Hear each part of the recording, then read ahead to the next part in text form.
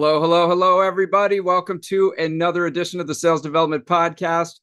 I'm David Dulany, your host, and I'm joined today by the legend, Amir Reiter. How you doing today, sir? Doing good. I guess legendary status because I'm direct and honest. It's a rare quality in the States. My desk is messy. Please excuse the messy desk. But yeah, thank you for being on, man. I appreciate the positive words.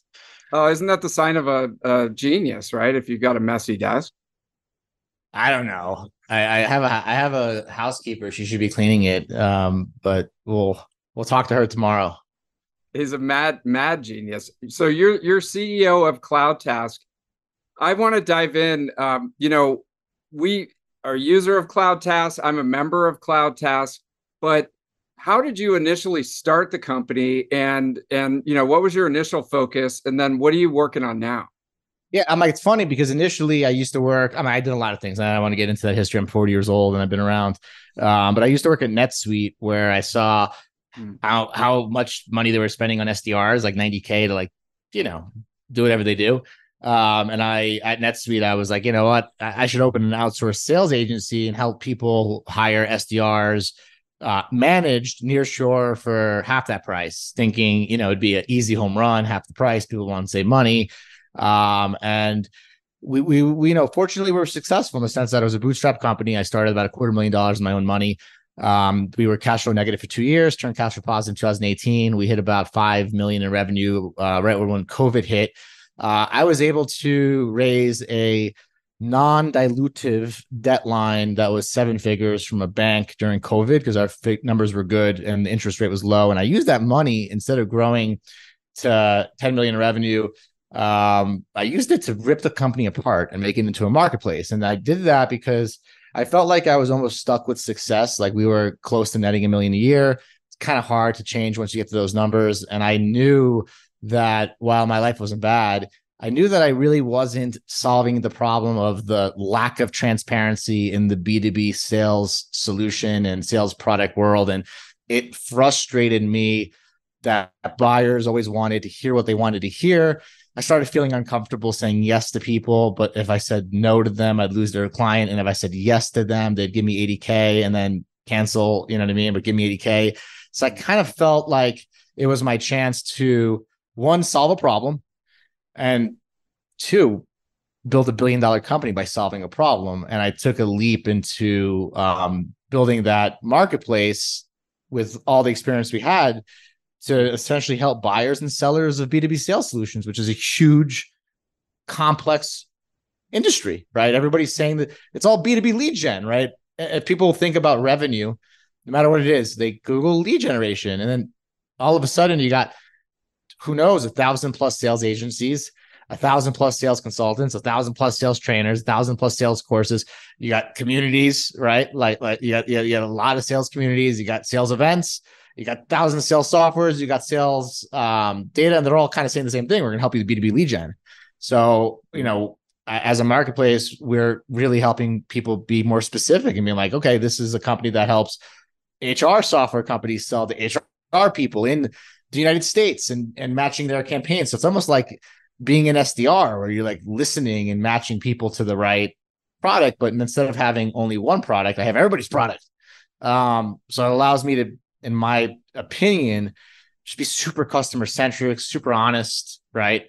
And that's kind of the journey. We were a sales agency, 265 employees, pivoted to a marketplace. We're down to 12, revenues higher, profits higher, and I get to really highlight and work for amazing people in the industry, including yourself, right? Like you're on our advisory board, right? And you're able to help people. You're on our talked about community-led growth, right? And then I'm able to drive people to your community. Right. So it's like, we have this whole world, it just feels nice being able to help the people who are helping people with revenue. Right. Because, all these revenue leaders, they're always helping companies generate revenue, but who's helping them?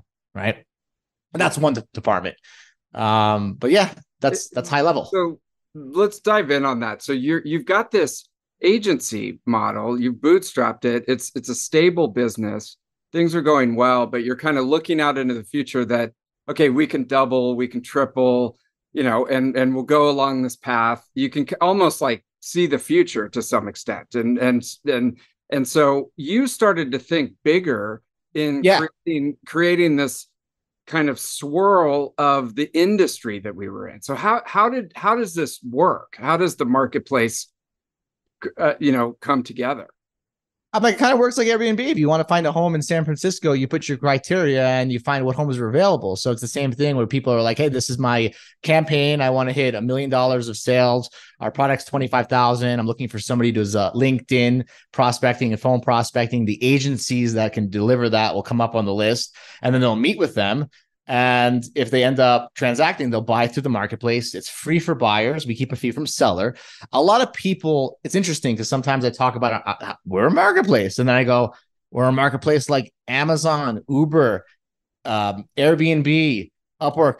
And then I realize that people don't know those are marketplaces. So anybody listening to this, all those companies I mentioned are marketplaces. And the reason why I think people are under the impression that when they buy something from Amazon, that Amazon's always selling the product themselves. They're not. There are now obviously Amazon Basics. There's sellers that sell the product. So if it's a product you buy for $30, Amazon probably takes $4 as a fee, and then the shipping. And people, I think, they didn't really realize those are marketplaces, but they are, right? So, I think what we're really doing is pioneering a B2B marketplace. The only difference is that the price tag might be higher and the sales cycle might be higher, but the process of finding what you need in a marketplace remains the same, with filters and telling people what you need, really, right? Okay. And then we also have remote candidates, which is probably the biggest part of our marketplace, and that's really people they're putting a job opening, right? So like, I want a sales development rep that knows phone, email, LinkedIn. I want them to work 9 to 5 full time. I want to pay them $1,700 a month. The price I use $1,700 because salaries near shore are less. If somebody wants to hire somebody in San Francisco, they might just cost $7,000. There's no fee for the buyer, and then we just keep a fee from the seller. So we set up interviews. So basically, marketplace is a way to find, negotiate, and pay, and then manage all the vendors in one place. The vendors could be, like I said, sales agencies, sales consultants, trainers, could be services. They could be remote candidates. The only difference between Uber is that every drive, you get a new driver, right? But imagine that you just hired a full-time 40-hour-a-week driver. That's really the difference, right? The difference with our marketplace is that most of the positions are long-term, ideally, right? But it functions the same way. Okay. So you can take it there's a lot of different angles that you can take it. So one is a company that's out there and they need more qualified appointments. They need more pipeline. They can go to the marketplace and start to browse all the different SDR agencies that are listed there. Yeah. Okay. Or agent or direct. That. Yeah, go ahead. Or direct, right? In-house or outsource. We don't care about these terms. Buyers do, right? So if they want to outsource it, that term would relate to a sales agency. If they want to in-house, that would be remote candidates. What's the difference? One, you have to do the managing, the training, right? Just like hiring an employee. The other one comes with training management, right? And a lot of companies do both at the same time. Got it. And then in that scenario, if you're a company, if you didn't want to go the agency route, you could actually browse candidates that are on there. That's the fastest growing department that we have, right? Okay. And it's because, how does that work? Same way, they put a job opening, right? Instead of putting an agency opening, they put a job opening, right? And they're basically like, okay, I'm looking for a sales development rep that works 9 to 5, 40 hours a week. Here's the salary range I'm willing to pay. We have ranges, right? So it's anywhere from like 1,000 to 1,500 to 2,000, 2,025, and 3,000 plus. And then when the sellers come in, they tell us what their salary expectations are.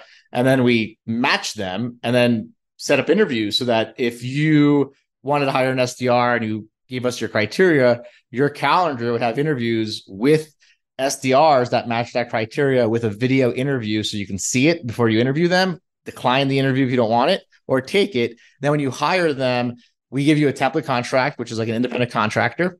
And then you basically pay their salary through the marketplace and we keep a small fee from the seller. So like if a seller wants $1,750, he gets back $1,500. We're very transparent. But this way you're collecting credit card points, right? So you can hire fast, fire fast, collect credit card points, and have low liability and access a global team without having to open up any global entities and having any liabilities. You don't need that. You can just pay with your credit card, right? And then they pay their own taxes, just like a Uber driver pays their own taxes or a DoorDash employee pays their own tax. Same thing. They're just doing it in their own country. Got Right. it. And as the business, are you contracting with CloudTask or are you contracting directly with the SDR? Contracting with you're basically engaging them through CloudTask as the payer of record, and then you have your own agreement with your we don't affirm the terms employee contract. We do remote candidates, right? If you want to call them employees, contractors, that's up to you. You set up your KPIs directly to them. We're just making sure that they have the hours worked and the payment that they get. And that's really it, right? Yeah. So they're your direct people. And if somebody wants to take them off the marketplace, they just pay a one-time $2,500 marketplace fee. Sometimes people do that when they hire people 6-figure salaries. They'll take them off the marketplace, right? Or people will have the remote candidates working for 6 months or a year and then take them off the marketplace if they want to, right? If they're like, hey, we want to pay them through PayPal or Payoneer, or we want to give them a contract in Colombia, which I don't recommend. They can do that, but they only do that because they're used to what they're used to. The marketplace, like I said before, you can manage them all from one place. You pay with your credit card. There's a lot of advantages, right? If you think about it. A lot of people don't know this, but 941 tax is 7% straight on the thing. So we're keeping 15% from the seller, not from the buyer, but you don't have to do any recruiting, interviewing, or payments. So it's a much cheaper, faster, more efficient way of hiring, especially considering that these roles average a year in 1.2 years. It's not like it used to be, right? A lot of times people talk to me, and this is kind of ironic. They're always like, we don't hire remote. We hire only employees because of the longevity, because this. And I'm like, man, I've been working with your company 5 years and I've had 7 account managers. You know what I mean? My whole team, they're all contractors. David Manjuro, who's here 6 years, Eddie Bejo, 7 years. They're all average 5 years. So I'm a big believer that it's how you pay people, how you treat them, that makes them stick around, not the contract. Like, I don't know where this fantasy comes from, where it's like, if I give someone a W-2, they're going to stay with me for 20 years. Like, that ain't reality. No. But people still think that way. Not at all. Well, no, not at all. From the candidate perspective. So this is a whole other side, of the marketplace. So you it's just a department, right? Like, you look at it's just a department, right? They're all sales and customer related focused, right? So we don't do candidates that do coding. We do SDRs, account executives, customer success and customer support reps, and sales managers, because they're all revenue related, right? Like customer success, revenue related. We believe customer support is revenue related. So only customer facing, revenue related. So it's definitely a department, but people come to accomplish the goal of B2B lead gen, right, in some form. And then how they access it depends on their needs, right? Like if someone comes to me and they're like, Amir, we want to hire an SDR directly, but we don't have any training. We don't have an enablement program. We have no managers. We have no pitch. I'm going to be like, guys, you can hire this guy at $2,000 a month, but I strongly suggest you look at an agency, because you don't have the structure, and work with an agency for 6 months, get the structure, and then hire a rep at low cost, right? So we're able to really diagnose people and give them what they need, because when they realize we're a marketplace, their guard kind of comes down, right? It's the same way, like if you walk into Home Depot and you're like, hey, I'm building this porch. What kind of wood do you think I should get? And they're like, here's the redwood, here's this, here's that. Here's the pros, here's the cons. You gain a little bit of trust because they have options to give you, right? I feel like when you go to like Salesforce, they're going to give you Salesforce. You go to HubSpot, they're going to give you HubSpot. So it's like you lose the trust because like companies have one product to sell, and you can't be like, hey, I want you to buy Salesforce, but you should go to HubSpot. Like, they're not going to say that, right? But like, we can. Right. So it gives us the ability to really analyze what they got going on, their budget, their timeline, and give them recommendations that are just more honest, right? And transparency. So like, we're really trying to create transparency. and work with them to make sure, because you have this whole marketplace of solutions, you can work with them to make sure you're actually giving them the right, prescription basically for Yeah, the if this problem. and that, right? Like Uh-huh. if you hire remote SDRs, they might get an email that has SDR training, right? Mhm. Because now that they're hiring SDRs, they might need training courses for their SDRs. So it's just we're just taking all the brilliant people who built brilliant services and products and data providers and training and putting it together in a marketplace so that we can listen to people and know that they probably need, if they hire SDRs, they probably need, Apollo or a data tool and training, or they need these things, right? So Mhm. just kind of yeah, really just listening to people and kind of giving them what they need. We wouldn't exist without the people who are amazing sales agencies, communities, trainers. Like we are. It's the same way Airbnb wouldn't exist if they didn't have homeowners that listed their beautiful homes, right? So there's a boom of all these products and services, and it's confusing for me. And I've been in the industry for 10 years and I don't know everything. So imagine people that are newer, or they're just not, fanatics like we are, right? Like they have a hard time knowing what's what. Yeah. And that's really it. And like, I know, because you have these crazy Martech graphs of, 5,000 softwares, like they're all saying they can do the same thing. They're all saying lead gen. So how do you really know? And that's Yeah. kind of what we're trying to focus on. It really is, and add some clarity. So you really are like the Airbnb for the sales industry, which is That's the what we want to be, right? easy The way to Upwork. describe. Yeah, kind of. Yeah. Yeah, and our yeah, and like the more confusing it gets, the more we have a position, right? And yeah, Simple. everybody wants to help each other. Just the way they buy, when you buy direct, you got account executives that are highly paid Yeah. that need to pay back venture capital companies. They want to lock you in 2-year contracts, and they can't be customer centric by their DNA. They only have one product to sell and they have quotas to hit. So it's like, if me and you were working at companies that we had, quotas to hit, we would have to sell stuff that might not be a good match to people. And like, it's not for me anymore. It's unnatural hack. So okay, so I want to dive in on you're offering an opportunity, right, to people from all over the world, as long as they can. Do they have to be from a certain country on Oh, the so we SDR do have side? America. Like it's a Okay. global marketplace, It's a but global marketplace. Okay. but we are focusing on Latin America because the cost of living is 1/5 the cost of living in the United States. And a SDR in San Francisco that has to make 8,000 would have the same lifestyle here as an SDR that makes 1,000, right? And Mhm. when you look at a company, they can really benefit from those capital savings, right? They're not going into property owners, right? Like in like those big cities, it's like who's really winning? Property owner whose 2-bedroom apartment went from 1 million to 2 million during COVID, right? Like those are the real winners. That's where the capital is going. It's not going into your bank. So we're just really giving people the ability to save capital by hiring a global talent. And I'm a strong believer that there's going to be 2 waves in the next 5 years. There's going to be AI and automation and global hiring. There's going to Mhm. be smaller teams, more automation, and global hiring, right? So we're helping people. We list AI in our software marketplace, and we have global talent. Now, if somebody comes to us and says, we want to hire somebody in San Francisco, if that person is in our marketplace and they list for $8,000 a month, we're happy with it. We keep a fee from the seller, right? Mhm. But that's not our strong suit, because we believe that people should take advantage of global hiring currency exchange.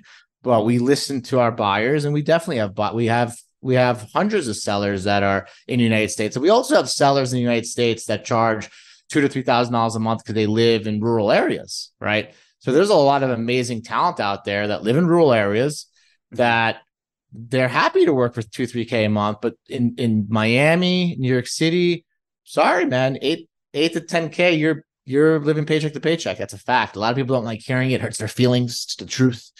But it's the reality, right? So, I had a client the other day that's they're a social media company that does like Instagram services, and he had a beautiful office in Miami. He was a guy who like really liked the fact that like you walked into his office and had like cool lights, and it was a cool thing. And I told him, I was like, you're in Miami. I was like, you're going to train through employees, and they're not going to be good. A year later, he finally calls me back. He goes, Amir, you're right. I want to hire in Colombia. I go, no problem. Here's a list, and he hires in Colombia. because you had to find out the hard way that even spending $75,000 in some of these cities, you're hiring people that are going to live paycheck to paycheck, and that's a flight risk, right? So, yeah, like we're definitely a global marketplace. A lot of our sales agencies, a lot of the sales software sellers, a lot of the sales communities, a lot of them are US based. The remote candidates, our strong suit would be Latin America.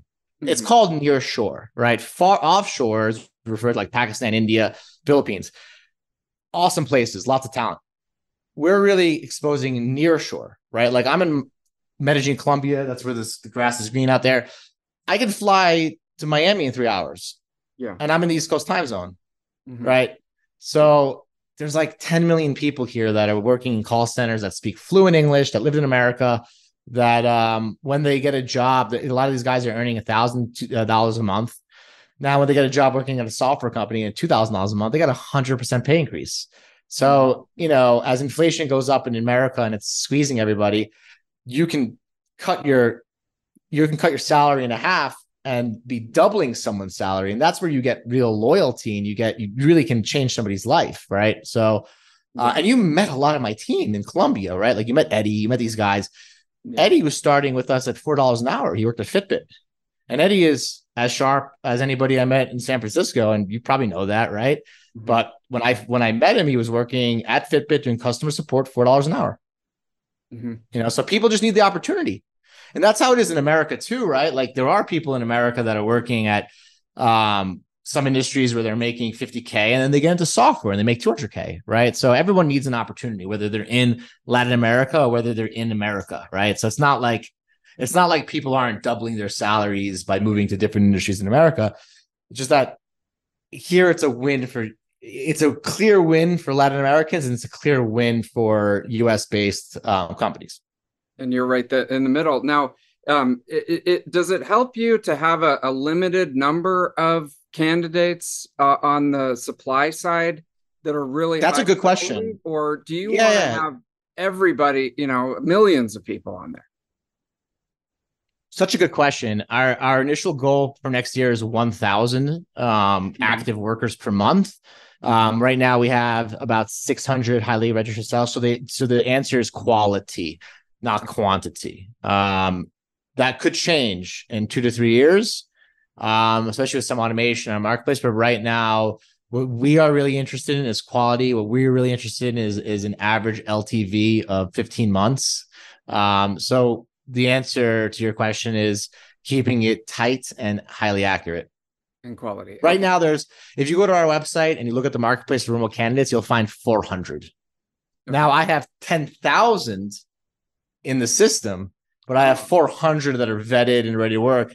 But every time we get a job opening, we send that to the community, and new people do their video and new people get vetted because people are getting hired all the time. Got it. Okay. So but it's quality. It's good question. Yeah, and then to talk to me about the one that I'm in, the sales training and SDR training and like all the auxiliary services that go along with it. So that's a whole other part of the community. Yeah, that's academy.cloudtest.com. It's a part of our marketplace, but it's all part of revenue, right? So we list, we're constantly listing courses. Anybody who's listening to this will list free courses that people have to offer, and we'll list paid courses, right? But our idea is to really listen to the course, what they really focus on, and matching it with either the company that buys the courses or the individual. And that's really it. So I think, I think we have Steve Schmidt's courses, your courses, John Barrows, Jed, a few people in the industry. And, that's how it is right now. Even communities, like we're going to start listing communities as well, because everyone's building communities, but nobody knows which community to join, what's right for them. Right.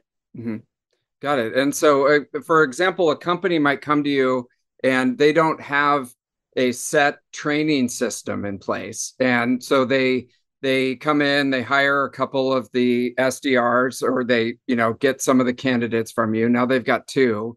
They can also go to the marketplace or get some information about training programs that are either online or available to train the people that they just hire. Yes.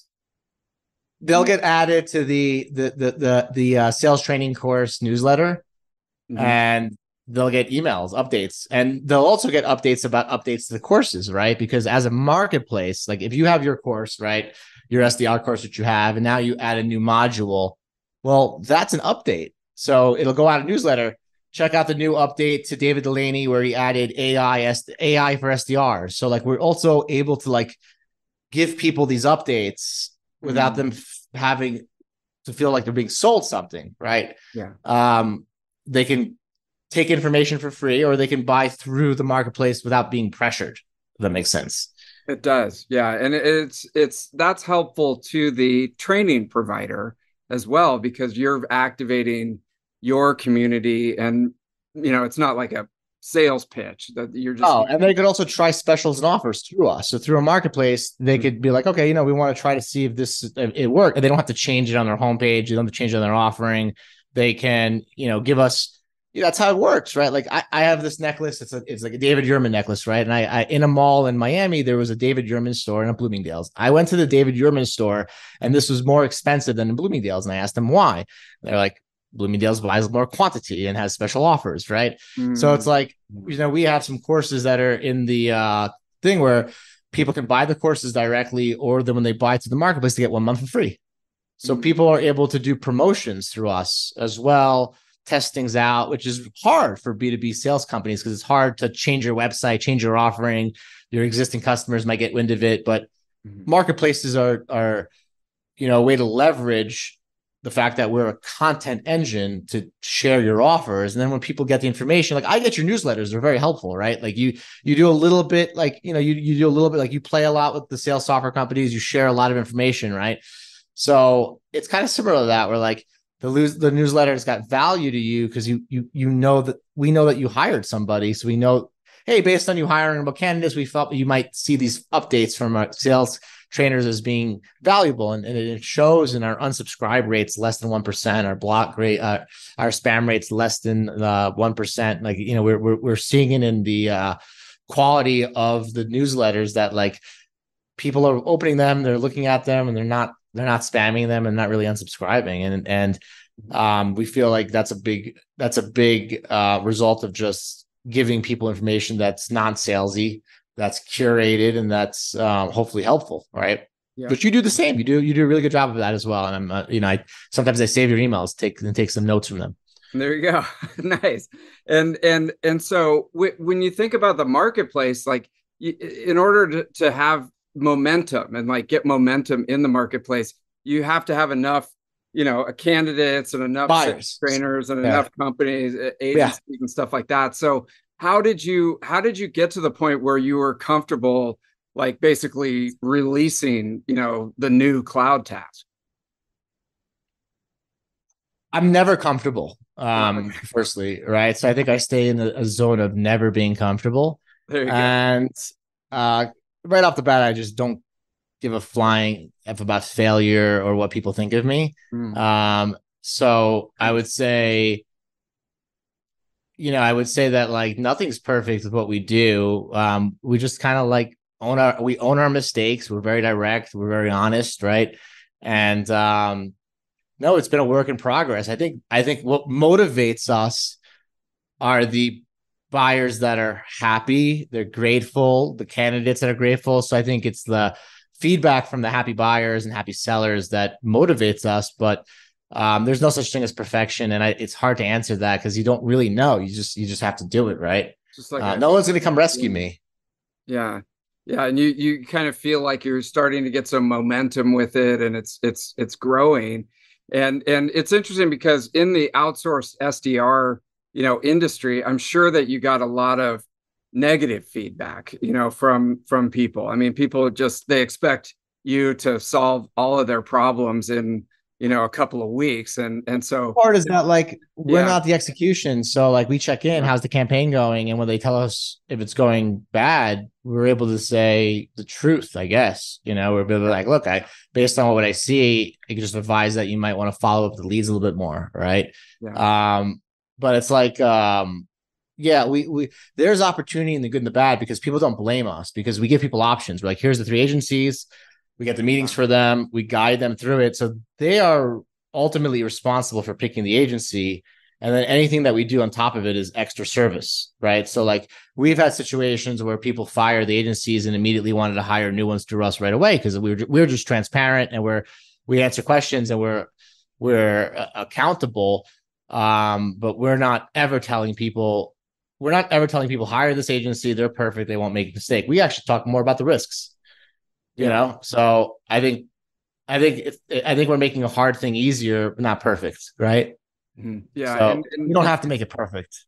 it's just I'm thinking of so many things, but one is like if you buy something on eBay, and you get the product and it's not exactly what you want, or it's too small or too big and stuff like that.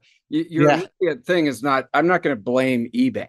eBay facilitated the transaction, and I'm the one who interacted with this particular seller. Exactly. You know what I mean? Exactly. So you're creating something like that. No, and we care, right? Like, and like we kind of, and we let them leave reviews for the sellers, right? And we help them as much as we can, right? Like we give them whatever we can, right? Like, sorry, I had a bad experience here. One of our partners is giving away 1,000 free leads. Let us hook you up with that, right? Like we're without the sophistication of an eBay, like our marketplace is going live in a couple months. We're going to build in protections as it grows in. But now, even just caring and even sending an email every week and saying, "Hey, David, just checking in. How's the campaign going?" Yeah. That question every week, automated, is more customer success than people are used to.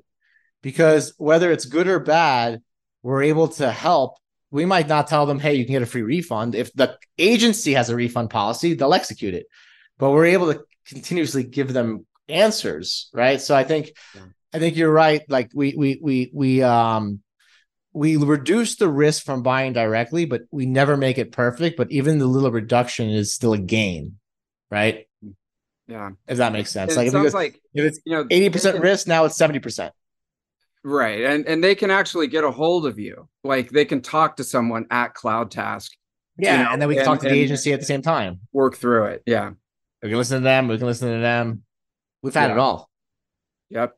Well, I think you're going to get a spike for after this conversation for everyone who's listening, like to go on there. At least, there's so many different angles that you could come to CloudTask with. What are you, mostly excited about right now, like as you're developing this? What I like that question. What I'm really excited about is getting away from ratings and getting away from intent data and getting away from the fact that the companies with the biggest marketing budgets win with the worst products. And I'm really excited to start collecting LTV. I'm really excited about getting the real deal because you can't fake LTV. Like the agencies that get hired that don't get fired, they'll have the highest LTV and people can search for that. So are the reps. So I'm excited about really helping people go from this world of like, what am I buying? Am I buying the right product to collecting information that's just transactional and you can't fake it, right? Like nobody's going to hire a sales agency and pay them for 36 months unless they're delivering results, right? Yeah. And the agencies that burn people, it'll show. We'll know that every client lasts 3 months. So like that's exciting for me. Mm-hmm. And then what's exciting for me too is this concept of building a dashboard where people can synchronize their Salesforce, HubSpot, and their Google Studio console so that we can make recommendations based on what they're getting. Because you go to a doctor's office, they're never going to give you anything without doing a scan of your blood or your body, right? Yeah. But in the B2B sales world, we're giving people recommendations without ever checking their blood work. And it bothers me, right? Mm-hmm. So I'm very excited about giving recommendations based on like, hey, Mike, you have a 2% connect rate in your calls. If you pay for this mobile number provider and increase your calls to 4%, this is the money you can make. So like, I'm excited about just making it clear for people, really. Because I'll say this again. Scans, I am an expert at B2B sales. I'm an expert and I'm confused. So if I'm confused, you're confused. You know what I'm saying? Oh, and you know what I'm talking about too, because you're an expert. Oh, and you know that you're probably confused too. I won't put words in your mouth, but like, think about the average buyer. Don't tell us. They're overwhelmed. Yeah, I know. I mean, and we've been doing, just on a side note, I've been interviewing buyers of sales technology software, and I've done like 50 interviews over the last couple of weeks, and it's spot on. There's so much confusion. There's no one way, and it's essentially like going to the doctor, no scan, no blood work. I'm recommending a triple bypass. You know, Yeah. that's what we And then have you got, here. So yeah, companies like G2 Crowd that sell intent based on someone checking a category. That means that the first person who spends money, who gets them first, wins the business. That doesn't mean that the right product gets the business. mm-hmm. That's whoever gives me money gets to you first. That's not customer centric.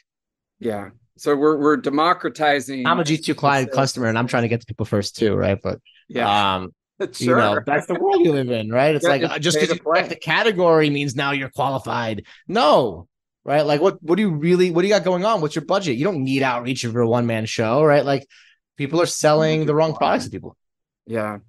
Well, Amir, this has been so interesting. I mean, I'm excited to dive back in and Oh yeah, we got a lot to anybody, do with each other. yeah. Yeah. How do we get in touch with you? How do we get into the marketplace if someone's listening? Yeah, anybody go to cloudtest.com and register as a seller if they're a sales software company, an agency, or a candidate, or as a buyer, they can download the list of sales agencies. Information is free. You can download the list and you can go to an agency directly, right? If you want help buying, you can set up a meeting with us, and you could also hire candidates for us. It's all transparent as much as we can. The new launch of our actual marketplace that's going to look and feel like Airbnb is going to be in a month. So I'm excited about that. But David, thank you for having me on and being a colleague and a friend, and also doing your best to create clarity in this business, because you are. Oh man, I mean, I'm just so excited. I feel like it's like, 2002 and we're hearing about, Airbnb, before it's like I hope so. launched. So I almost feel like we're in on a big secret here. So I think, and by the time this goes out, it'll be right in time for the big launch. So super Yes. excited. Yeah, like I said before, without all the amazing agencies, sellers, candidates, we are an intermediary between the buyer and the seller. So it's thank you to all the sellers who are continuously innovating. It's our job just to make sure the right buyers find you. Right. Love it. Perfect. Well, Amir, thanks for coming on, and I'll see you in the marketplace. My pleasure, man. Take care.